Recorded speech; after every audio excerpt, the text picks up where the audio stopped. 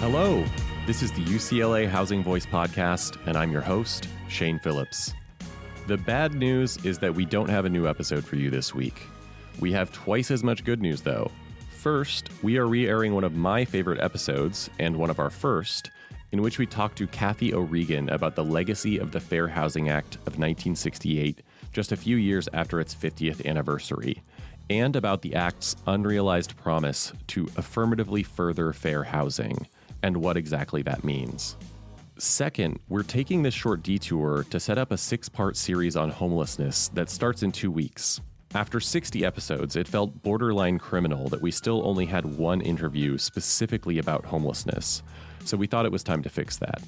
Over the next 3 months, we'll be talking about the structural conditions linked to higher rates of homelessness, the demographics and experiences of people who experience homelessness, different kinds of homelessness, including family and vehicle-based, and the unique challenges faced by these different populations, and a number of policy and programmatic interventions that have shown promise for meaningfully reducing homelessness, both sheltered and unsheltered. This series will start at a higher and more structural level before diving into specific interventions, so we thought this episode on fair housing would make for a good appetizer before the main course. We're very excited to bring this to you in back-to-back episodes, and we hope you enjoy it too. The Housing Voice Podcast is a production of the UCLA Lewis Center for Regional Policy Studies, with production support from Claudia Bustamante, Jason Suteja, and Divine Mutoni. If you have any questions or comments, send them my way at shanephillips@ucla.edu. And with that, here is our conversation from 2021 with Katherine O'Regan. Dr. Katherine O'Regan, Professor of Public Policy and Planning at the NYU Wagner Graduate School of Public Service. Kathy also serves as Faculty Director of the Master of Science in Public Policy program and Faculty Director of the Furman Center for Real Estate and Urban Policy. This is not the first time that the Furman Center has come up in this podcast. I am a proud alum.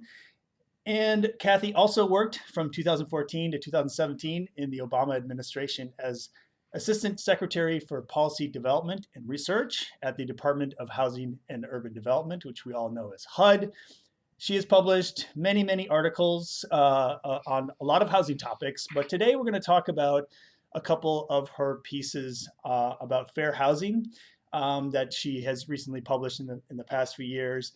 And we are so happy to have Kathy here to talk about these papers and generally about the topic of fair housing and affirmatively furthering fair housing, which we will unpack certainly in a minute. So welcome, Kathy. Thank you for joining us. Thank you, Mike. Thank you so much for inviting me in, and you too, Shane. This is a topic near and dear to my heart, and it's really good to see you again. I know this is something you both care a great deal about. Of course. And to start, Kathy, as I mentioned, your research certainly covers a wide range of housing issues. Before we get into fair housing specifically, can you tell us a little bit about your research interests and maybe even how you came to really be passionate about housing? Great. Yes, thank you. Most of my work really does focus, at least now, on federal housing policies, particularly affordable housing and housing assistance. And I can talk about a couple of pieces of work that are related but are not fair housing. But I like the fact that you went back to motivation. So my mother worked and ran a free housing clinic that was situated in a public housing project in Providence, Rhode Island. So it was in the projects delivering health care and basically being that bridging capital that a community-based organization can bring. And, bird's eye view of spatial disparities and the role of neighborhoods and blocking opportunity. And the role of institutions and policies in shaping and being both the positive and negative forces. And so, in retrospect, on looking at all the things that have kind of gotten me excited and sad in the work, spatial opportunity, housing is a driver and it's also an impediment. And so most of the work I do connects to that. So I'm doing some stuff that I wouldn't have thought of as fair housing until today's conversation. I'm doing some work with Ingrid Gould Ellen on housing choice vouchers. So here's a really important housing assistance program in which recipients who receive the program don't get to use it unless a landlord is willing to rent to them. And so there's a lot of work now on trying to think about that aspect of the program, and we're looking at a variety of strategies and practices and whether they seem effective on helping people use the voucher, and particularly using it in high opportunity neighborhoods. I'm also doing some work in Connecticut. We're just starting looking at the low-income housing tax credit. And there's been a lot of focus on that housing program and whether it gets people into good neighborhoods. And we're kind of asking a second level question. When the housing is in higher opportunity neighborhoods, who gets the housing?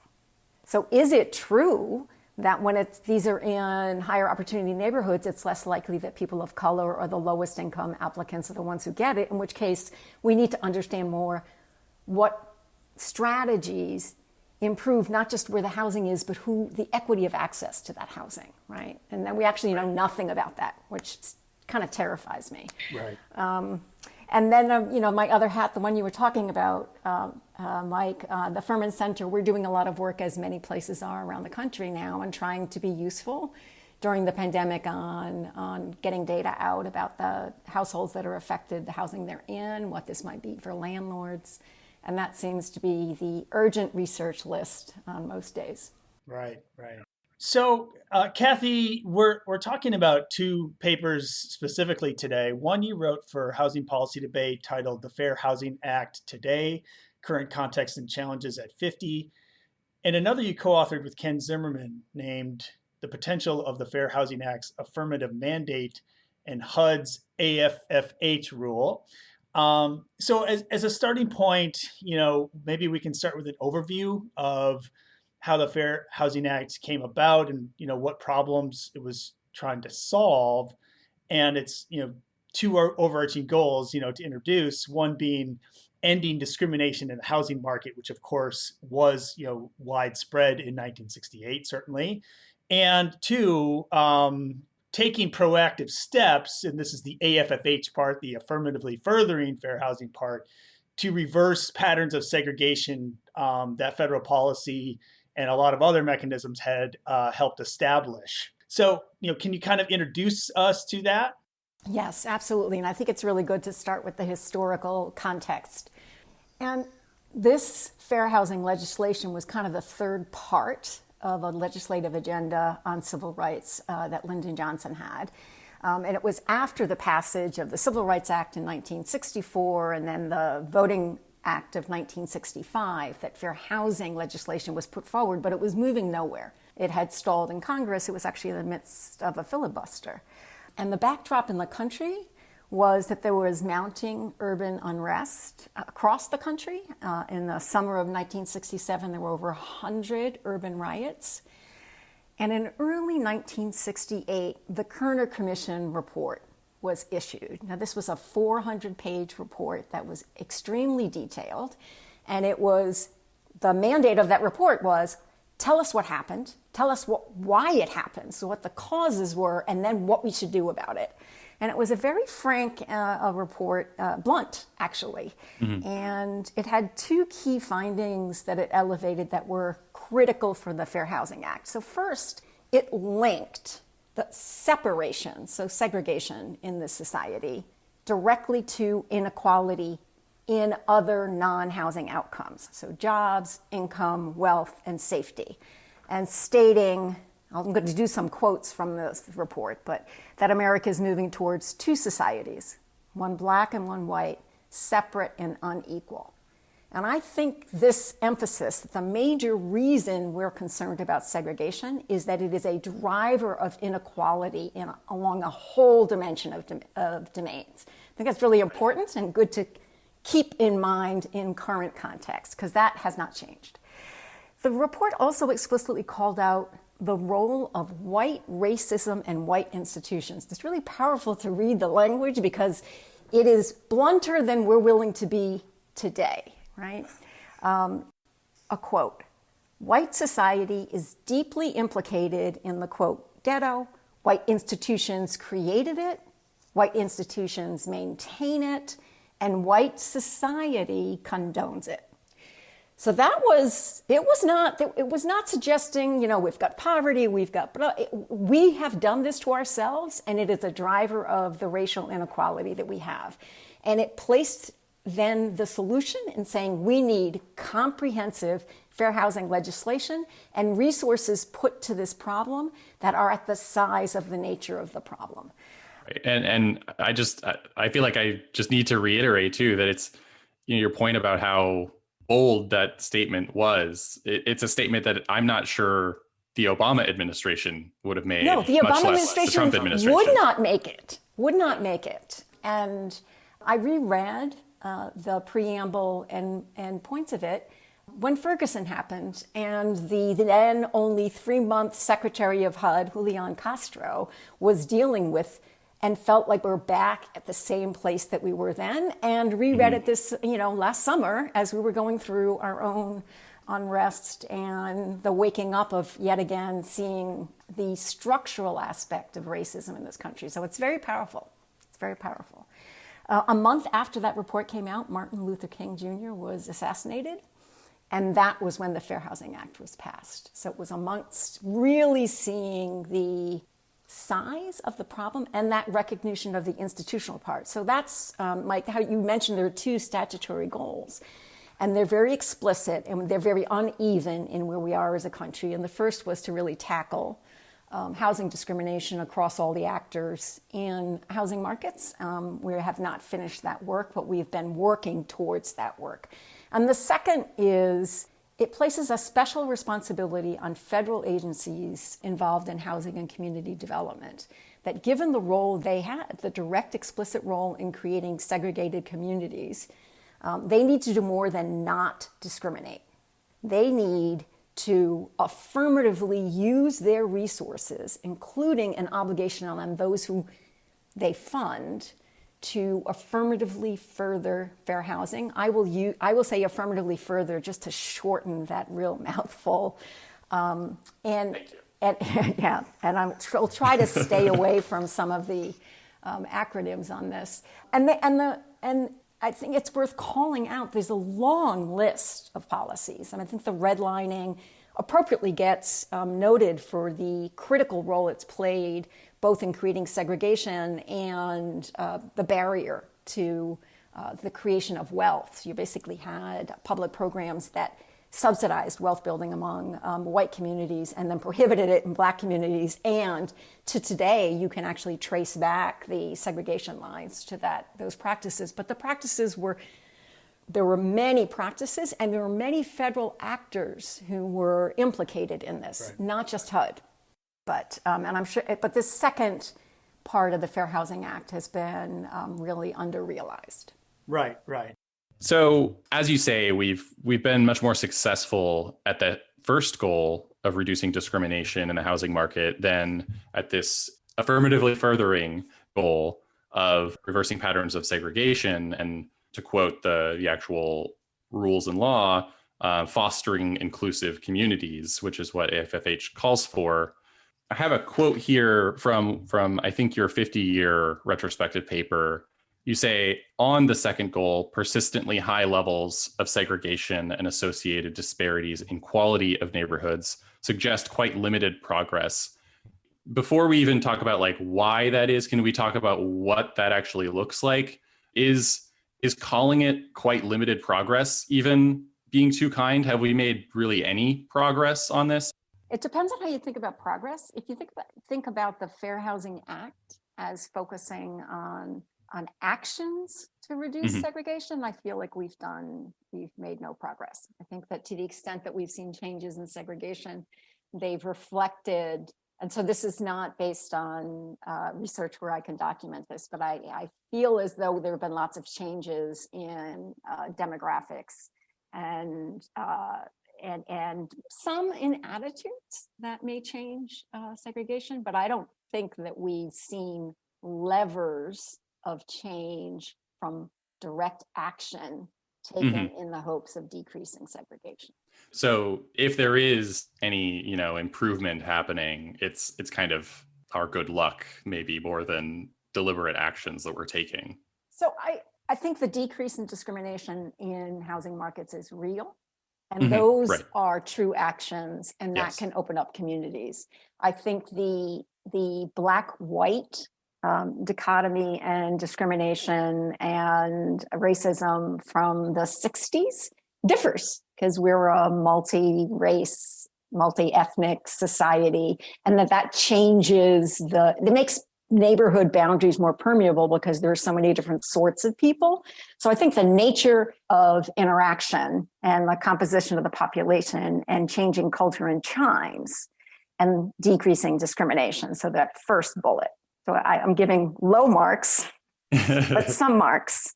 On the policy side, I don't want to give us, I don't want to give credit to the policy arena for evolution of what our society looks like along other dimensions. Yeah.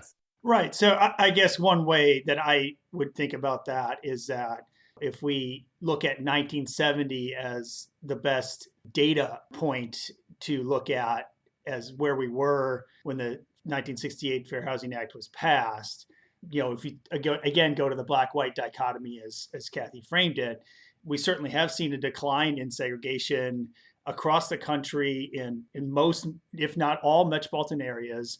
Blacks are less segregated from whites than they were in 1970. I guess you could add a complication there that we are probably more segregated by income as a country, regardless of race, right? Poverty is more concentrated and affluence is more concentrated than it was in 1970. And then, I guess what I'm hearing from Kathy is like, that's not necessarily the result of brilliant policymaking. That's probably the result of reduced discrimination on the part of individual home seekers as much as anything, probably. And then, of course, the more complicated racial and ethnic patchwork that we have in this country that is now not just black-white in virtually any city, right? That we have a much larger population of people who are not black or white. And that, I think, greatly complicates, in my view, great ways, the kind of segregated landscape that we have in this country. Yeah. And I think segregation, sort of Hispanic white and Hispanic non-white segregation for the last couple of decades has not been improving. I don't think we've seen that drop off, right? So, right. So the follow-up to this, and maybe this is sort of a historical question as well, is what do we ascribe this to? Why have we done so little on this second goal of affirmatively furthering fair housing and actually reversing, reducing, eliminating segregation? So one thing that is a weakness of the Fair Housing Act on this obligation is, Shane, you called out the definition in the rule of fostering inclusive communities. And that was certainly the goal of the Kerner Commission or that report and the hopes of fair housing. But if you look at the Fair Housing Act, this heightened obligation on doing something about patterns of segregation and affirmatively furthering, that heightened obligation is only on federal actors, right, in the use of their funds. And so, partially, and I think we'll talk about this in discussion, is thinking about, if you think about the justification for putting that in the act, it really was about previous behaviors. Like, okay, you created this problem, you fix it, right? You've used public funding to create this. But it's only on federal actors and those using their money when the money is about housing and community development. And then this obligation has mainly been interpreted as being about HUD money. Right. So it is narrow. We've really taken this big issue and turned it into a narrow focus. What HUD has done about it, and I didn't know this until I worked on the rule, like the most aggressive HUD tactics on this were right after the Fair Housing Act was passed. So in 1969, when then HUD Secretary George Romney took this up and he believed it.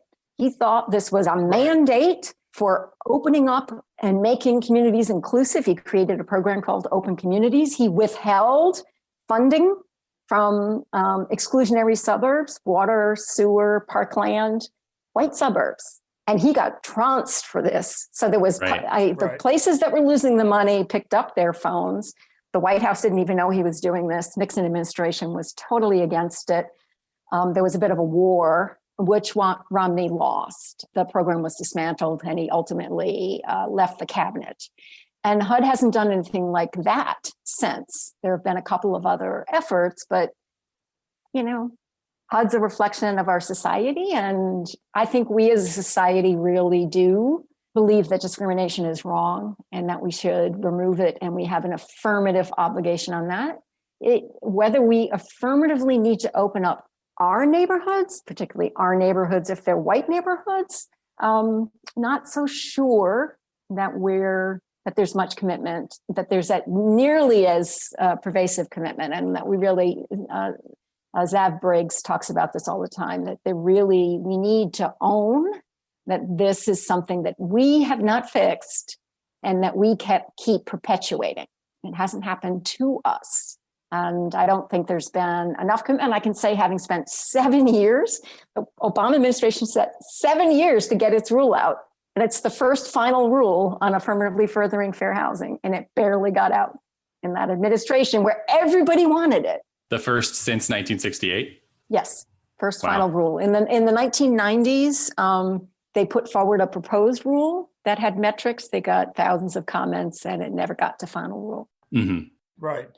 So, I guess one fun thing in there, of course, is George Romney, father of Mitt, being the hero, a great white hero. I never miss an opportunity to kind of surprise our students with that kind of historical fact. And then also, I think you framed it perfectly, that this obligation that I think we believe in, if I say we as in the three people in this podcast, is one that is not necessarily shared by a vast majority or a kind of voting majority of this country. And we see this in so many other aspects of policy making, where we end up in a place that is okay with equality, but not necessarily equity, right? Where we have these colorblind solutions to problems that probably require color attention to color, if you will. But let's get some specificity maybe on the rule, right? So this is the first rule that HUD finally passes to get to the affirmative step, get somewhere on producing equity, rather than just saying that discrimination is bad and doing something about the discrimination piece. How did we get to this rule, and what did it do? Right. So I shouldn't, to my HUD colleagues, I shouldn't say HUD's done nothing. HUD took several actions in the 1980s, including creating the process that existed prior to the 2015 rule, which was called an analysis of impediments.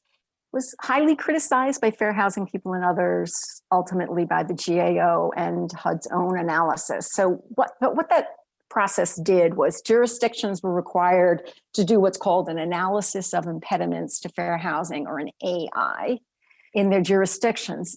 They were not required to do it on the specific timeline. There was guidance, but no regulations. And there was no requirement or even much guidance on what should be in it, right? So what you were required to do to say that you had actually done it. Jurisdictions were not required to submit that to HUD. And so HUD did not systematically review. In fact, the GAO found in its review of over a couple hundred of these was that in the majority of cases, jurisdictions either could not find their AI, the AI was very much outdated, or not substantively useful. And part of that was probably they weren't required to submit it to HUD, right? They didn't have to submit it to HUD. It was, you put it on a shelf. It's like if somebody, like the elevator certificate. When somebody comes asking, you got to be able to find it. Turns out, when you don't have to show it to anybody, you might not be able to find it. And it's not even they submit it to HUD and HUD doesn't review it. It's like they literally don't even give it to them. They could mail it. Some places say they mail them in. They may have, but it wasn't a piece. Like it was in that AI, you then are supposed to say, okay, I've identified my impediments, and jurisdictions then self-certify that they are doing something about those impediments, but there's no follow-on action. Right. Which I think it just illustrates how much of a priority it was, I think. I think, and also it's not so clear having been tried to like, what's the alternative? So I'll lay out the logic of the rule, but if you see that as the big problem, which is we're telling places to do a bunch of analysis and then giving them no guidance or requirement on what that analysis is. We never look at it, and the analysis and follow-on steps are not in anything that we can identify. So, right. So Mike, you're trained in planning and background, right? Like that's not a planning process. And we can talk about whether this should be a planning process. But so the rule that was issued in 2015 was meant to address each of these pieces, and it had a particular theory of change in it, right? So there was a lack of clarity, a lack of transparency, and a lack of accountability, right? So the idea was to help with each of these. So the rule requires an analysis with a different acronym, an assessment of fair housing. But in doing that assessment, HUD created a standardized assessment tool, so a list of specific questions, so jurisdictions knew what it meant to assess what their fair housing issues were. In doing that analysis, HUD was on the hook for providing data and maps, so that to help with particularly the smaller jurisdictions, lower capacity jurisdictions in doing this analysis, those data were made publicly available. So as you go through the process of doing your analysis and engaging with the public, that was also required in this rule, the jurisdiction and the local stakeholders all had access to the maps, the data, et cetera. And the idea behind this was that process, that engagement process itself was supposed to be important for a community to both see what it looks like and identify what it sees as the barriers. And the next step, they had to lay out what those steps are going to be, and then metrics, like we're going to be doing this by then. So you lay that all out. This has to be submitted to HUD, and HUD has 60 days to determine whether it's complete, which is not saying it meets your fair housing obligations, but at least say you did what we asked you to do. And then these jurisdictions are all get money from HUD, and that money from HUD comes with some planning requirement. When you get to that planning requirement, you need to link back how you're going to spend HUD's money to what you said your fair housing problems and goals were in this plan. And then the loop continues. It's a learning planning loop where when you next need to do your assessment of fair housing, you say, this is what we found last time. This is what we said we were going to do. This is what we see on the ground. This is what we're doing now. And you feed that into the next loop of how you tell HUD you're spending the money. So it is very much an iterative loop, and a hard conversation with jurisdictions and stakeholders and it's going to take decades, right? Decades to get here, decades to get out. This is an iterative learning loop, but it never stops, right? It doesn't just sit on a shelf, because you need to reply to it when you tell us about how you're spending the money. Yeah.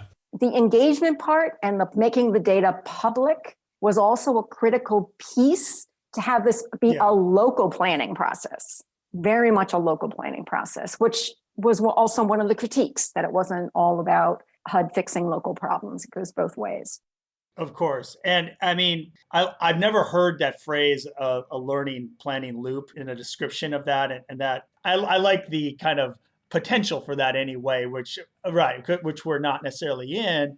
Can you talk about that last part maybe, right? I mean, the fact that there is not a specific accountability stream towards changing zoning and land use, changing where affordable or subsidized housing or multifamily housing is sited in a community as a kind of direct response to what HUD sees and what a jurisdiction diagnoses as their problems. Like how do you think about that? It was definitely one of the big tensions. I mean, there's a reason it took 7 years to get the rule out. And there are some inherent tensions in trying to work in this space. And I would call that one the planning versus enforcement. Right. There were many people sitting in a room talking about this rule who wanted to prescribe them what would be strategies that locality should adopt. I think you know that was not the strategy adopted in the rule, and fair housing folks really criticized the rule for leaning in heavy on being enabling planning and not being forceful on strategies and not being forceful on enforcement mechanisms. It actually kind of came out a little more aggressive than the final version. Is that correct? Where there were, at least the initial proposal had some kinds of enforcement that were walked back a little bit before it was finalized? So I came in that middle process. Mm-hmm. So I certainly perceive, I think you're exactly right on the perception. I'm a little, I've now become a little skeptical of public law versus going back to the details myself. Mm-hmm. Having heard this rule described as being very top-down heavy, I think the fair housing people who criticized it are looking around and asking, what rule are they talking about? Yeah. There is close to no prescription in terms of the specifics, with more of a belief that the publicness of the process and the fact that every local stakeholder and citizen is allowed to write comments. There's a commenting period that's a lot like the commenting period that government agencies go through. And when they submit their final AFH, they have to talk about those comments and then explain anything they did not address in their rule. So it is not the same as saying you have to do something, but if an issue's been raised and you're not doing something about it, we want you to justify it. Now it's not an enforcement piece, but it is an accountability mechanism that's well known in how we do public rulemaking. So, right. And I would expect, the theory of this, you would expect learning over time and variation across communities. And something that we talked about is communities really vary in their appetite for this. And so along that continuum of communities, the extent to which you can bring tools that are helpful for planning and a helpful requirement for places where some actors want to make progress and they can use this requirement as a need to make progress versus truly going after something that's well designed for a bunch of lawsuits and regulation for places that are recalcitrant and never would want to do anything to improve. Yeah. I feel like I should take a step back just to acknowledge the depth of our acronyms right now. Yes. We have the FHAs, AFFH, AFH. We have the Fair Housing Act's affirmatively furthering fair housing assessment of fair housing. I can't even get through the whole thing. So I would say, I have started. I don't say AFFH anymore. I say the 2015 rule. Yeah. When I mean the rule, I just leave out the letters because it's yes. And this is a podcast. There's no anything on the screen to help people. So yeah. I hope people have. It's all F's, H's, and A's. It makes it challenging. Yeah.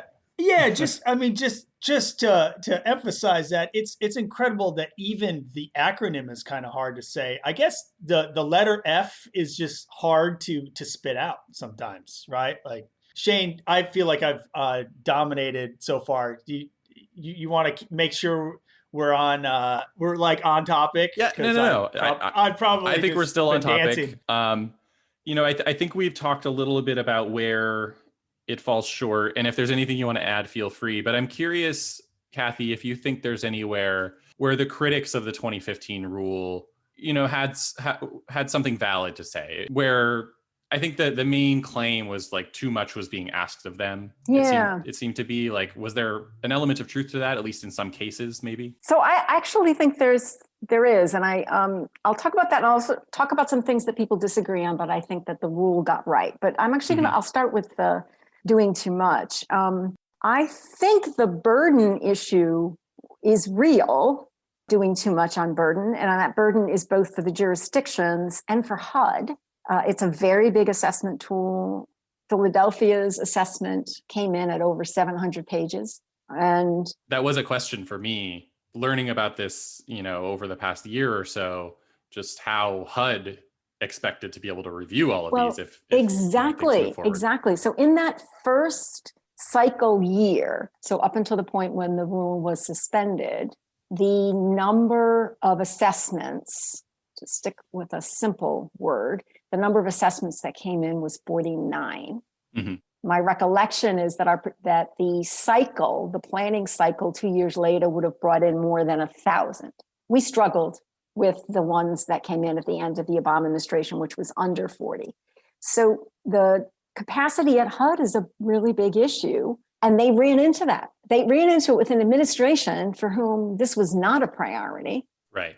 And I actually think that's what took the rule down. I think that it was not a high enough priority for the administration to go after it, but the fair housing staff couldn't do the work of getting those done and stopped on a burden basis. And so like it's a totally achievable thing if you put the resources into it, but the resources weren't there to begin with, and certainly the Trump administration wasn't going to invest them.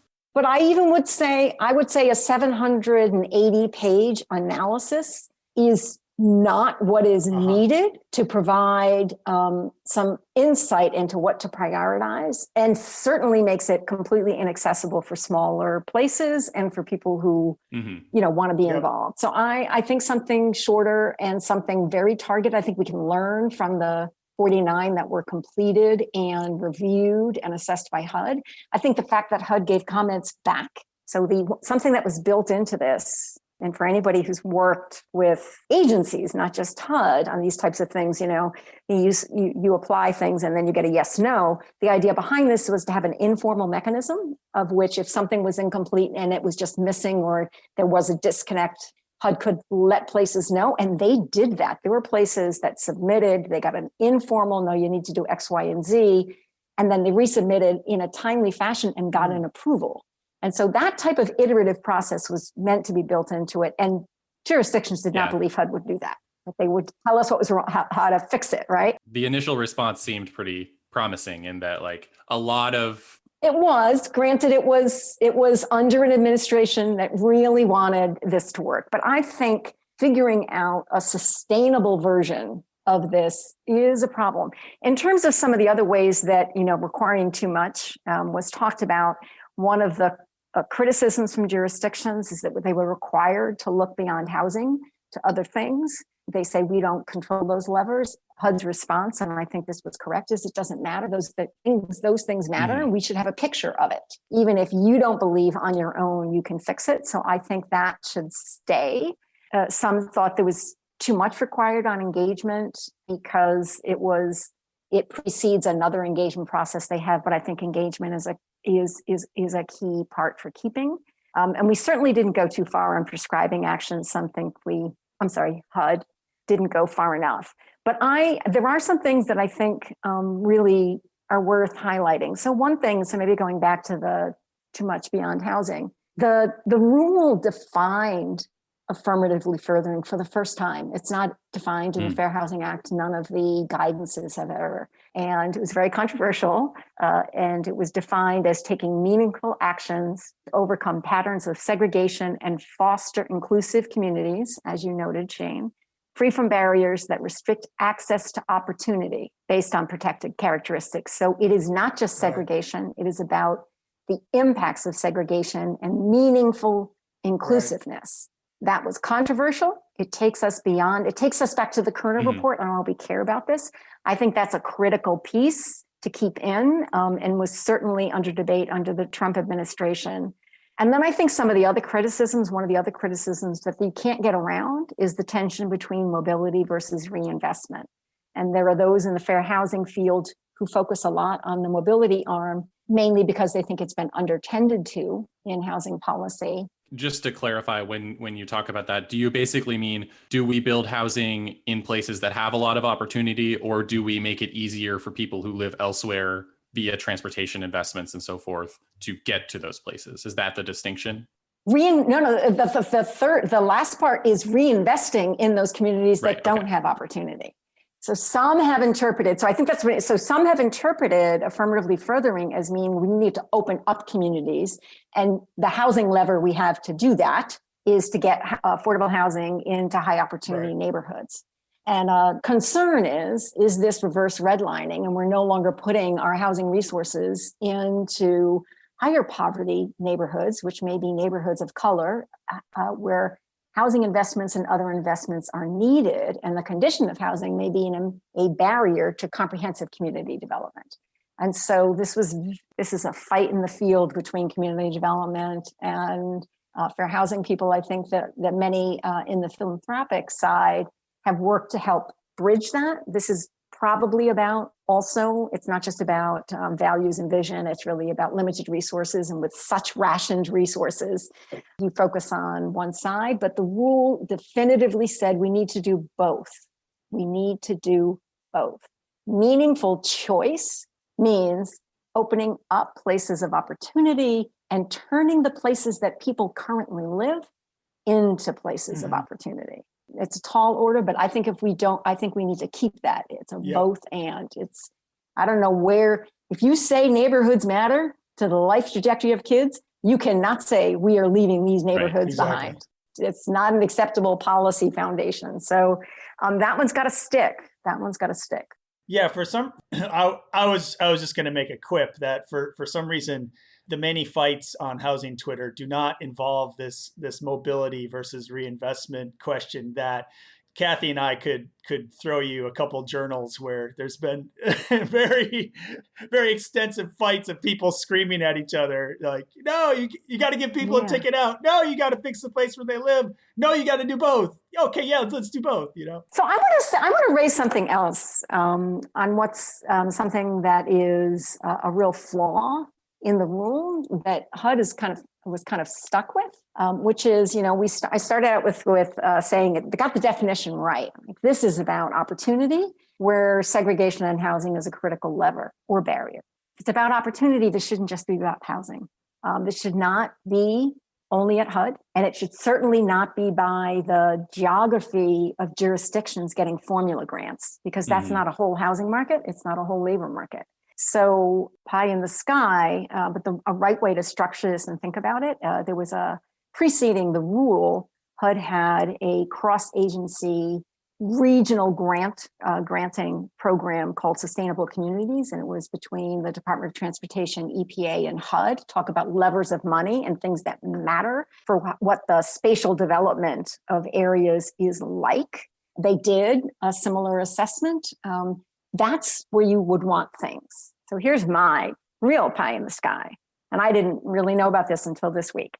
So in the Clinton administration, President Clinton signed an executive order called the Leadership and Coordination of Fair Housing in Federal Programs that established a presidential council on fair housing that included all of the cabinet agencies chaired by HUD, making explicit that the affirmatively furthering obligations of the Fair Housing Act are an obligation of all federal agencies that do housing and urban development. Everybody does urban development. Everything's USDA does urban development.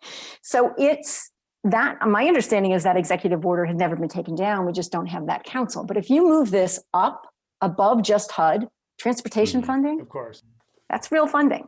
If you think about how the things that matter in the rule, we're talking about access to jobs, you're talking about education quality, health and housing. I think the affirmatively furthering effort that is going to move the needle, so we don't have this conversation 20 years from now, Mike, is actually up above the HUD level. So I don't know that the Biden administration is going to take that on, but it would be the right way to address the spatial inequities that are a driver of so many of these. Yeah, it's hard to see that happening early on in the Biden administration with what's on the plate. I don't know, you got some other crises going on? I feel like we've been alluding to this and kind of mentioning it glancingly, but this rule was suspended by the Trump administration. And we want to be very clear about that. It is not the law of the land right now. We're basically back where we were before the 2015 rule with these analyses of impediments rather than the assessment of fair housing. And I don't think we need to dwell on that. I think the bigger question, and you talked about it a little bit, like, where do we go from here? You know, if we want to improve on this thing, I think you gave some good advice for that. And I also want to note, since we are in Southern California, that California adopted its own AFFH requirements. Really, just as I understand it, they were just a copy paste, basically, of much of the 2015 rule, including that definition of segregation and fostering inclusive communities. Right. So that's all good. And I think those recommendations were good. I guess I don't have a question related to that. I want to put it out there and make it clear to the listeners. My question is what our goal is, like what integration looks like. My notes here, you make a point in your 50-year paper that when the FHA was passed, the segregation pattern at the time was one of Black and poor being concentrated in central cities and the white and affluent in the suburbs due to white flight. But that isn't exactly our current context. It's still true to an extent, but many central cities and neighborhoods have really regained popularity and seen an influx of white and relatively affluent residents. And so if our goal was racial and ethnic integration with the housing market, this might be viewed as a positive development, right? But I don't think that's how it's being seen. And I think that's for good reason. It hasn't really improved the outcomes, all these non-housing outcomes for Black households, for example. And so how should we think about distinguishing between quote unquote good integration and quote unquote bad integration? Because this having a bunch of white people come into a community of color, that's not by default a good integration. Yeah. So so there were a lot of things in that. I would just make one reference to where we are. The rule was suspended and HUD was going through a process of creating a proposed rule, and it actually was following legal process. Prior to during the summer, last summer, I think to the surprise of the Carson HUD team, President Trump took on the issue. It was cloaked in a campaign way, and actually in the New York Times, didn't think that this rule would be making it into Times Magazine and New York Times, but the Trump White House issued a final rule. So just to be in the nuances of things you all may not care about. Oh, we care. Oh, yes. That is not legal. Oh. I believe this is not legal, right? So the rule, I think very painful to the staff at HUD who'd been working on a legal process to finalize a new rule, which would then be the rule of the land. The administration issued a final rule that does not resemble HUD's rule that went through comment. It actually doesn't mention segregation. There's no spatial analysis. Space is not involved. So it would dramatically alter. And there is now a lawsuit against the administration's rule. And I think on valid basis, given it did not follow procedure. So the Administrative Procedure Act would have been the basis on which there's a lawsuit. The incoming administration can choose to not defend that rule if it looks as though it could lose in court. That is a legitimate, to me, not a lawyer, but that could be a legitimate stance. If it disappears, the last legitimately passed rule is the 2015 rule. Mm-hmm. Now, you still have to go through getting a new tool up. There's other administrative components, but it doesn't put us back at AI because they would not have taken a valid approach to doing it. So these are the things that help me at night when I'm trying to sleep. There's a pathway that's not a full rulemaking.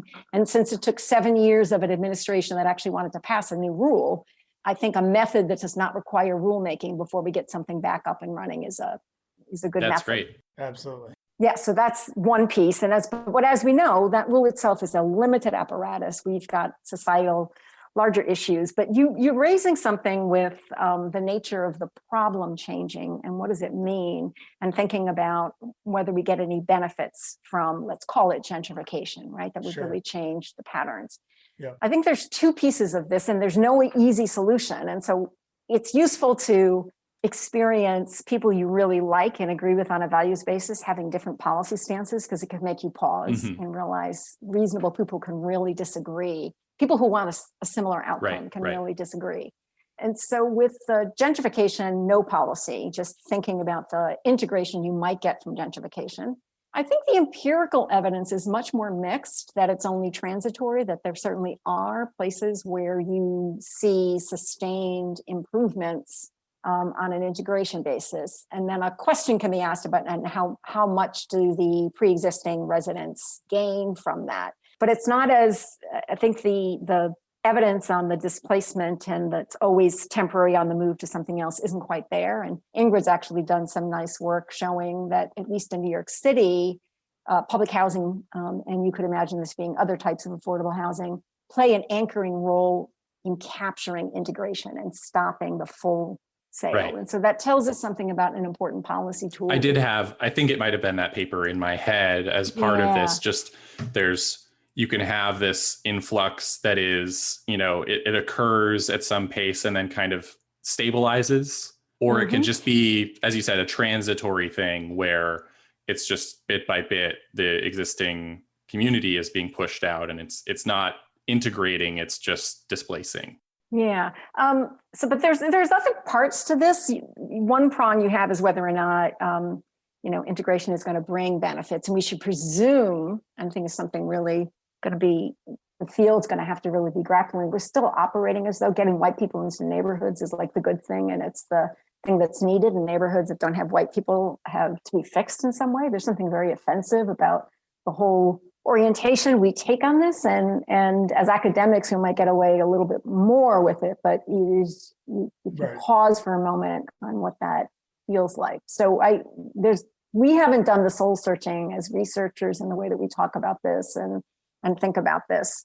I think that we need to be doing. But there's another piece, and I think that you're going to go on this, is if we think about what that means more narrowly on fair housing tools. If you take the 1968, what were you focused on? You really were focusing on providing some more choice and opportunity and access to more than the limited set of neighborhoods that people of color were kind of allowed to live in and could purchase homes in, et cetera.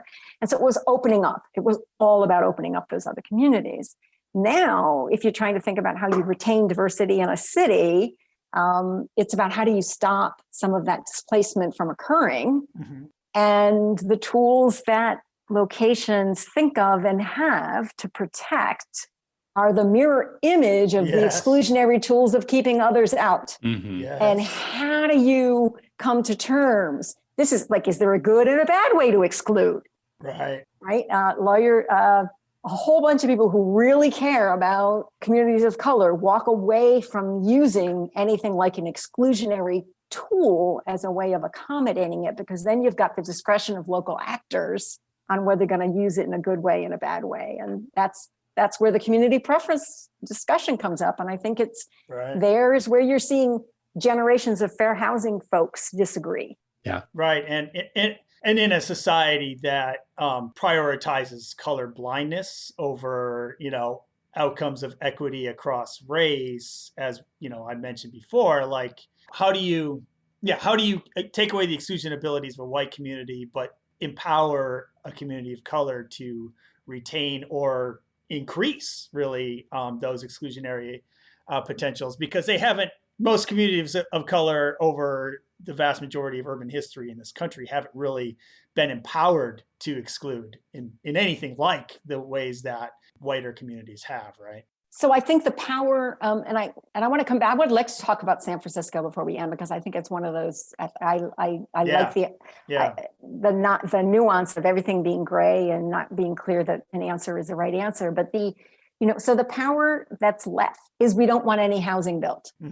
I'm going to try to stop gentrification. I'm going to try to stop others from coming in on the one tool I have, which is I protest the rezoning, I protest the new development. It doesn't mean it protects people at all, right? The pressures are still there, but it contributes, I think, to the supply side problem. And it creates just another wrench, and people are worried about their own place. It's not their job to fix the system. But I think this system of local control on this and the way we do it just is it. As you said, Mike, they have no tools, limited tools, this one they can do, and it does not protect, and it does not open up getting more of things that are needed in the community, and it does not address the systemic problem we have, but it does mean that we produce less housing than we need. But can we talk about San Francisco for a second? Yeah. Because yes. I'll try to summarize it very quickly here. So basically, and it's not just San Francisco that has this. No, because New York City is being sued on community preferences right now, but it's easier for me to talk about San Francisco. And the idea is basically, cities have proposed these programs that give preference in subsidized or, otherwise low income units to current neighborhood residents or city residents. And that's, understandable from the perspective of, if you have a new affordable development, say it has 50 units in it, you might get 1,000 applicants or more.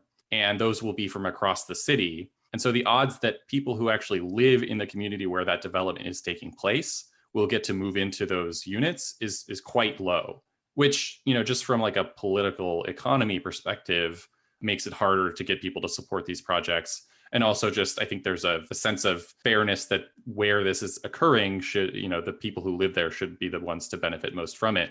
And so, we want to say, if you live here, you have a better shot, or even to some extent a guarantee. Maybe some spaces in the building are guaranteed for local residents. But that's run into issues with the Fair Housing Act. Can you explain why that is? Yeah. So if you think about one of the issues in the Fair Housing Act, right, is that you do not want to undertake policies and practices that perpetuate segregation. Mm-hmm. Given the level of segregation we have in the country, it's hard to imagine a neighborhood level community preference that doesn't perpetuate segregation, because it is saying we are reserving units, and usually a sizable 40 to 50% of the units, for people who already live in this neighborhood. So in New York City, the lawsuit was filed by an African-American woman who did not get access to a neighborhood that was predominantly white. Mm-hmm.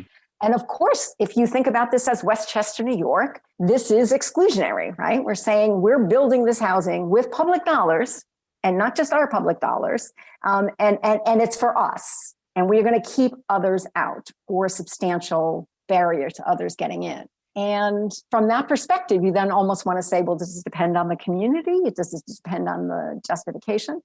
San Francisco has a citywide preference and then a neighborhood preference on top of it for affordable housing, and came to HUD in 2015 or 16 because it had a HUD-funded project in which it wanted to use its community preferences that it uses for all affordable housing.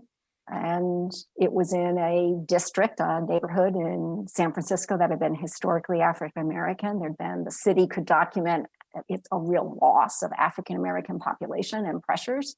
And it was senior housing, and it wanted to have maybe 40% of the units for local residents. And HUD said no. Mm-hmm.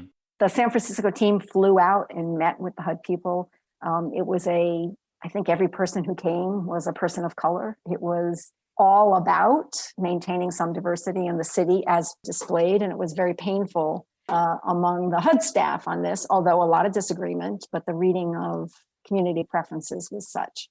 But in having a policy that might perpetuate segregation or have discriminatory impacts, disparate impacts, there is a justification called public or business purpose, right? So if there is a legitimate public purpose, and there is not a less discriminatory impact, you can still adopt policies that do disproportionately affect a protected group. And is that what they tried to pursue here? So now this is totally not what HUD did or any officials. This is my interpretation. Mm-hmm. Okay. Interpretation is it is a legitimate public purpose to want to decrease, to avoid displacement. A thought was that, kind of different than what you said, Shane, if a neighborhood is lucky enough to get affordable housing and there are some other neighborhoods under displacement pressure and they get no affordable housing, why should it be the residents only of the neighborhood getting the housing that are protected? And what if displacement is your public purpose, the appropriate solution should provide preferences for residents of neighborhoods under due displacement pressure? Mike, there's no racial code in this. Mm-hmm. Of course, if you look at the neighborhoods that have displacement pressure, you actually would kind of be protecting, on average, more people of color. But it's not one group. It's not one neighborhood. And in fact, the disparate impact, if you do that analysis, is lower. And so what San Francisco put forward was a displacement preference that covered residents of many neighborhoods in San Francisco for the subsidized project. And that was approved by HUD. I would call that threading the needle. I don't know how that'll stand up in courts, but it is one that better matches the intervention with the public purpose. It does not meet the political economy need of saying, get a neighborhood to say yes about building housing because we're going to get some.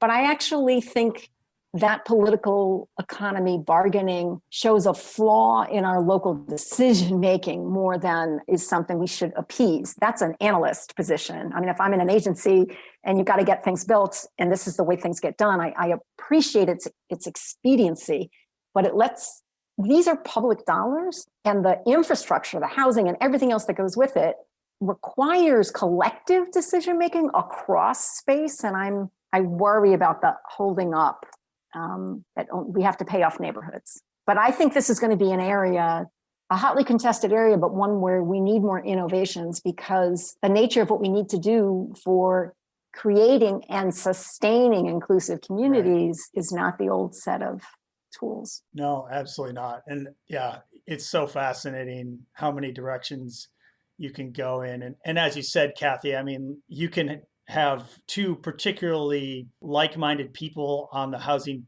policy spectrum come to very different conclusions about how to think about this. And that's so it makes it exciting in some ways on a kind of on a policy dork level, but obviously it has real world implications for people's lives too, obviously. I did want to note, you were talking about how you're going displacement rather than local residency. And I think the displacement, it solves a different political economy issue, in my opinion, which is people are afraid that new development will displace them. Even if this building they're opposing isn't displacing them, they might be opposing it because they might be next, right? And so to have, a safety net basically that says, if you are displaced or threatened with displacement, there's a place for you to go. And if we're building affordable housing everywhere, it would be nearby too. And so I think there's a real benefit there. And I think it's a better strategy overall. I think it makes more sense. And, I think here in LA, if you do like an Ellis Act eviction, for example, I think you have to give like a year notice in many cases. And so again, having that safety net there, there's really an opportunity to requires us building more housing so that the safety net isn't fully rationed to like a tiny amount. Yeah, exactly. We've gone quite a while here, and I know we could go quite a bit longer, but I really appreciate both of your time. And Kathy, thank you so much for joining us today. It was really fun to think about this. I appreciate having a conversation. You've made me realize that everything actually is a fair housing question. I now think it is. Wow. Most of what we're working on, that's what it comes down to. If there's a spatial aspect to it, there could be a fair housing component. Yeah. Thank you, Kathy. Always so wonderful to talk to you. And we don't get to see each other. We usually get to see each other in the fall at conferences. And it's impossible to think of my wonderful life here at UCLA without having happened without meeting you. So that's very kind. It's pretty special to get to just chat about these important things with you. Yeah, great seeing you. Thank you for putting on this series. I need a podcast series to listen to. This is a perfect one.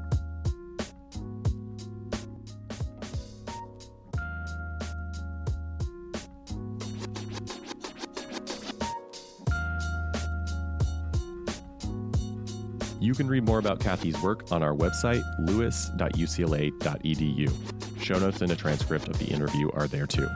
The UCLA Lewis Center is on the socials, and so are Mike and I. Thanks for listening. We'll see you in 2 weeks with the first episode of our homelessness series.